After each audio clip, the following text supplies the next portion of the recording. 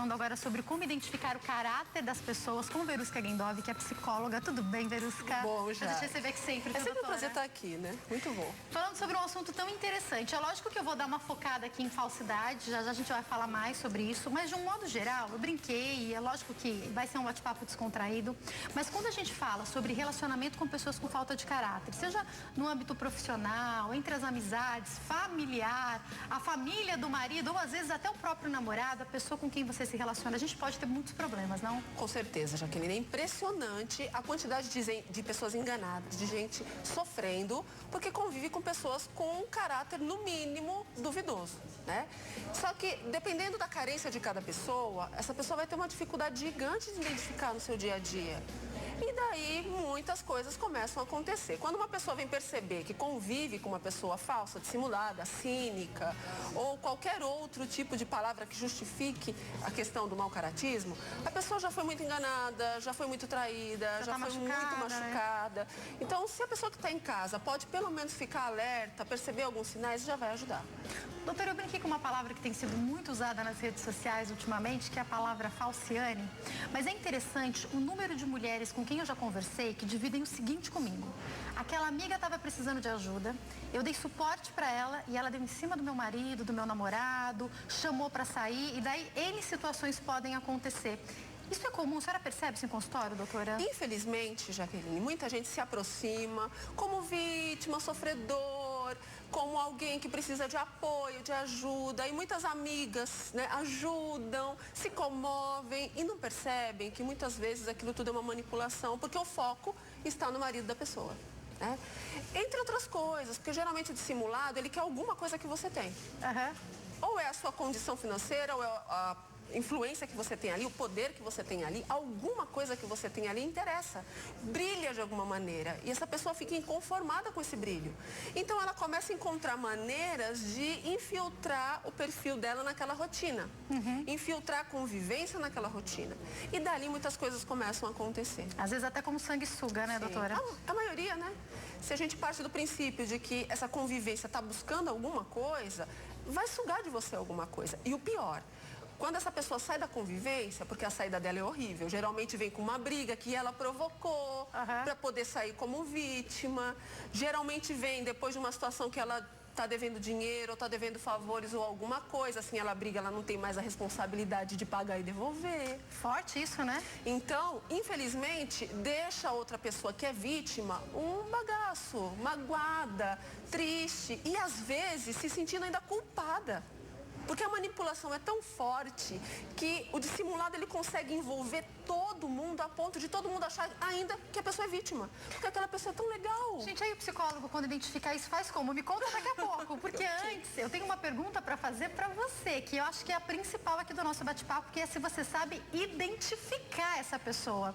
Doutora Verusca, a nossa repórter, Jéssica Nunes, foi às ruas de São Paulo para tentar entender um pouco do que as pessoas acham, se elas sabem ou não identificar essa pessoa. Vamos conferir. Perfeito. Como identificar uma pessoa falsa? Então, a pessoa falsa não vai olhar nos seus olhos. Ela também pode estar sendo muito amigo sua e na hora que precisar de alguma coisa, não tá lá do seu lado. Isso também pode ser considerado como falsidade. Ou se não falar mal das suas costas, né? Então, outro rótulo de falsidade a gente impõe aí. É com a convivência. E também, se você tem um pouco de sensibilidade, você vai testando que a pessoa ela tá jogando um verde, às vezes, fazer alguma coisa. Ou ela chega com uma conversa tentando arrancar outra coisa, você vai percebendo. Se ela não te olhar nos olhos, é falsa. Tem que olhar no olho. Você já descobriu que uma amiga sua, alguém que você pensava que era amiga e foi super falsa com você? Já, várias vezes. Tinha uma pessoa super amiga, contava os problemas, dividia tudo e, descobri que era tudo mentira. A pessoa só queria saber pra, fazer fofoca, não pra te ajudar, pra me ajudar, era pra fazer fofoca só. Eu sei que vocês são amigas há muito tempo, então eu quero saber como identificar uma pessoa que é falsa. Como? Convivendo, né? Você no dia a dia, nem precisa às vezes do dia a dia, mas a convivência te mostra se a pessoa é falsa ou não. Como que ela costuma agir, essa pessoa falsa? Falando mal da gente, assim, por trás, né? Mas, por exemplo, com outra pessoa, que vocês já se identificaram, já se abriram e vocês perceberam que a pessoa era totalmente diferente do que ela falava. Já. Quem nunca passou por uma situação dessa, né? Difícil no dia a dia você encontrar uma pessoa que realmente você possa contar, tá lá pra te ajudar sempre. E como a gente reage se a gente percebe que a pessoa foi falsa com a gente? Se afasta. Se afasta é a melhor maneira. Qual a sua atitude? Tem que ter educação primeiro. Primeiro tem que ser educado, independente com qualquer pessoa, seja seu amigo, seu familiar. Eu acho que primeiro é dar um toque na pessoa, ver se a pessoa se manca. Se não, eu me afastaria. Corta a relação e a pessoa vai ver que o ser humano, ele quando toma umas invertidas, a pessoa vai percebendo isso. Eu acho que ela vai se posicionar e talvez ela tente até mudar. Se não, é porque é falsa mesmo. Eu falo pra ela. Eu falo o que aconteceu. Você é falsa e eu não gostei. E dependendo da resposta dela, eu até perdoo, mas depende muito. E eu quero saber se você tem algum caso pra contar pra gente. Não posso contar. Tem vários, mas não posso contar assim, não. Eu também tenho, mas não posso contar. Doutora Verusca, até você que é psicóloga, tem algum caso também? Olha, a gente tem muitos exemplos, né? De repente, porque eu acredito que como psicóloga o olhar fica muito... Sim, quem é profissional, principalmente dessa área emocional, a gente tem um treino para isso, né? Tem um olhar mais apurado, né? Mais difícil de você cair em situações complexas porque você tem um treino no olhar. O comportamento acaba sendo a sua medida e não a fala. E o grande problema da população é que você acredita muito no que se ouve e não no que se tem de atitude. Então, para o profissional é mais difícil. Mas a gente, claro, que lida com isso, tem muitos exemplos. Mas uma coisa que é importante as pessoas entenderem é que o caráter, infelizmente, ele fica muito denunciado. Por que eu disse infelizmente? Porque a gente não quer ver. A gente não quer acreditar. Então, se você pensar numa linha onde, de um lado, você tem as pessoas que absorvem o caráter moral, as regras e as leis, e do outro não, fica mais fácil você perceber no dia a dia aquela aproximação da pessoa, um comportamento exagerado. É muito difícil para as pessoas porque a carência fala mais alto. A pessoa às vezes já ama, é aquela amiga, aquele amigo que você fala... Por quê? O dissimulado, ele sabe quem escolher, Jaque. A pessoa mais fragilizada, né? Lógico, ele vai observar e vai escolher quem? Aquela pessoa mais carente, mais frágil, que está passando por uma necessidade. Então, ele vai observar esse perfil e vai se aproximar. Agora, por que é tão diferente e difícil, ao mesmo tempo, você acreditar que a pessoa é dissimulada?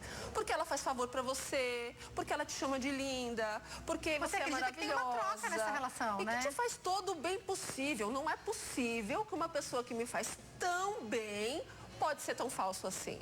E, queridos, é possível. Tem estatística para isso? A cada 10 pessoas, geralmente, pelo menos uma é dissimulada no convívio. Uau! Então, se você pensar que a cada 10 pessoas que convivem com você, pelo menos uma se enquadra nessa característica de, infelizmente, mau-caratismo, falsidade, cinismo. O cinismo, às vezes, é tanto que as pessoas até percebem, mas, no geral, elas não querem enxergar. Então, é bem difícil. Doutora, eu vou dar um exemplo que é lá para o outro extremo, mas eu quero falar um pouco, sem citar nomes, é lógico, sobre a política do país. Porque a gente percebe que muitas pessoas vão às urnas, até a gente mesmo, vota, porque a gente acreditou no que aquele candidato disse.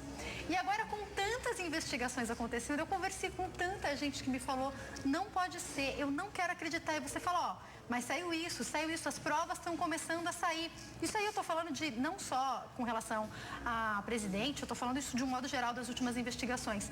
E às vezes você tem que mostrar alguns que até você fala, não, mas são cristãos. Eu acreditava nele, eu confiava. Isso é um exemplo de como a gente é enganado pelo que a gente ouve, né? Então, mas é o que eu digo, né? É muito comum a gente acreditar na palavra, no que se fala. Mas não é espantoso se a gente imaginar que a estatística diz que a cada 10 é muita coisa, né?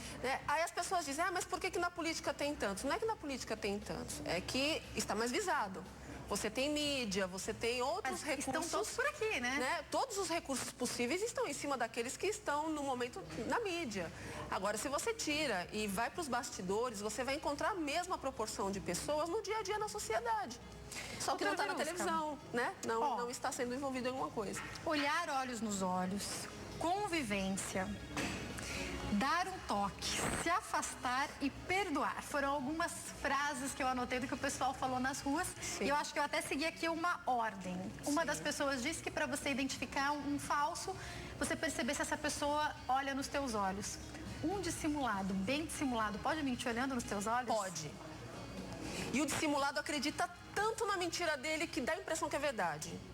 Então, o olhar no olho não resolve nesse caso. Então aí, quem pensa isso não já resolve, caiu. já caiu. Convivência. A convivência é mais tranquila para você perceber, porque quando você convive muito com uma pessoa, você começa a perceber os comportamentos que não estão harmoniosos no momento.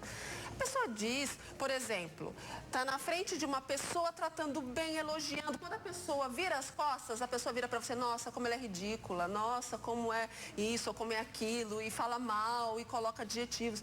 Então, isso é, no mínimo, estranho. É um comportamento que no dia a dia, infelizmente, as pessoas colocam e não percebem. Então, se a gente perceber, o mesmo comportamento daquela pessoa que fez tudo isso, vai fazer com você. Se a pessoa falou mal de alguém, ela vai falar mal de você para alguém. Do mesmo jeito que ela trouxe, ela vai levar. E é difícil para as pessoas entenderem isso. Se alguém chega perto de você e fala mal de alguém, infelizmente, ela vai levar a tua resposta para a pessoa. O dissimulado faz isso. Porque é nesse conflito que ela ganha espaço. Imagina um ambiente de trabalho, uma pessoa com quem você convive algumas horas, que não é da sua intimidade, virar e falar mal do outro. No mínimo tem alguma coisa estranha, né? Claro, se você está dividindo o mesmo espaço, todos estão buscando a mesma coisa, é incoerente alguém chegar e falar mal. Principalmente depois de ter tratado bem. Você bajula... se você viu de tititi, virou as costas e falou mal? Por exemplo, você vai e bajula seu chefe. Seu chefe vira as costas, eu não acredito, ele é um incapacitado. Mas por que bajulou na frente, deu as costas, falou mal? Então, esse é o típico comportamento do dissimulado. Escapa no dia a dia os comportamentos incoerentes e é nisso que prestamos atenção. Quando a gente presta atenção nesses detalhes, fica mais fácil. Quando a gente já ama e é alguém da nossa convivência, porque eu imagino que, é lógico que tem algumas pessoas do trabalho que acabam virando amigos, isso é inevitável. Sim. Mas com muita gente, a gente apenas convive. Sim. Aí você pode se afastar, manter só um relacionamento profissional, mas e quando já é um amigo muito próximo, alguém da família do marido ou da esposa, qual a melhor maneira de conviver? Alguém disse que dá um toque para a pessoa. Sim. Vale dar um toque para quem é dissimulado? Olha só, o dissimulado sabe o que está fazendo.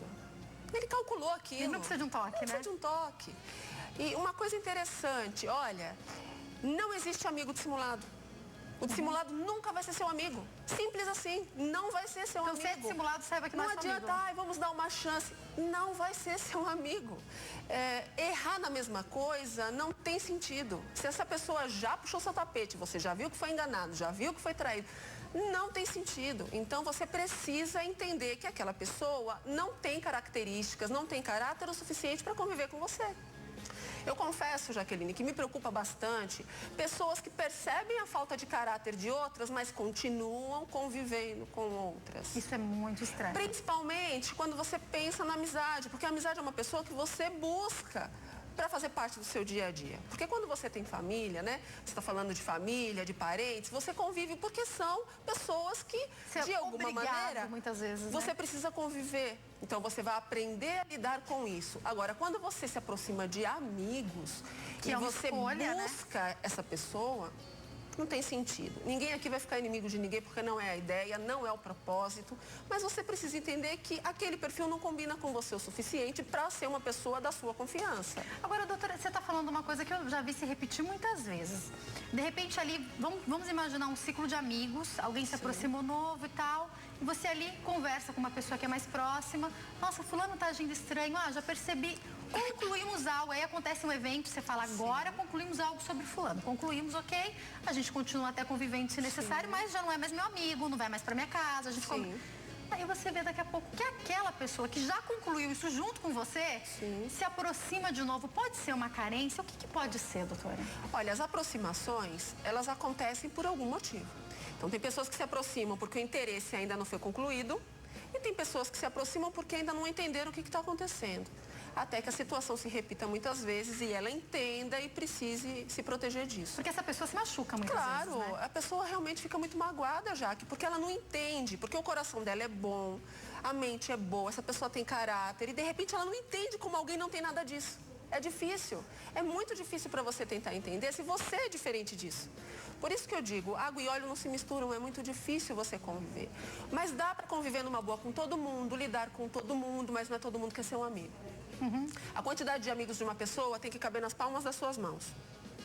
Passou disso, são colegas, são conhecidos, pessoas que você estima, mas amigos de profundidade são poucos. Tem que caber na palma das mãos. Isso aí também tem a ver de novo com aquela palavrinha que é convivência, né, doutora? Porque é com as situações que a gente vai saber disso, né? Aí essas situações podem ser eventos muito bons, porque aí também muitos amigos se revelam, eventos muito ruins, problemas, situações onde você precisa do outro e assim por diante, né, doutora? É interessante, né? A convivência social envolve tantas coisas, né? A profissional, a pessoal, a familiar, envolve muitas coisas. Mas a gente precisa ter consciência de que a gente tem que fazer necessariamente uma boa leitura. É importante a gente ler as pessoas, é importante a gente entender a coerência das pessoas para a gente poder escolher adequadamente. E quando você perceber que as coisas não caminham bem, você começa a observar com mais profundidade para ter certeza, porque pode acontecer também, distorções de eu achar que uma pessoa é dissimulada porque não olhou nos meus olhos. E não é nada disso. Às vezes ela é tímida. Tímida. Eu não posso pegar uma pessoa tímida e fazer com que ela olhe nos meus olhos. Né? É o estilo dela e não desmerece por isso. Mas eu preciso entender as outras atitudes. Então, se tem outras atitudes, não é isso. Mas está sempre insistindo, está sempre elogiando, está sempre bajulando, está sempre por perto, sondando, sempre querendo saber demais da sua rotina para tentar fazer a mesma coisa e tentar puxar o seu tapete, mas você não acredita, acha que não pode ser. É muito importante que se preste atenção. Se a gente soubesse ler as situações, olhar o que está acontecendo, muita gente não seria enganada.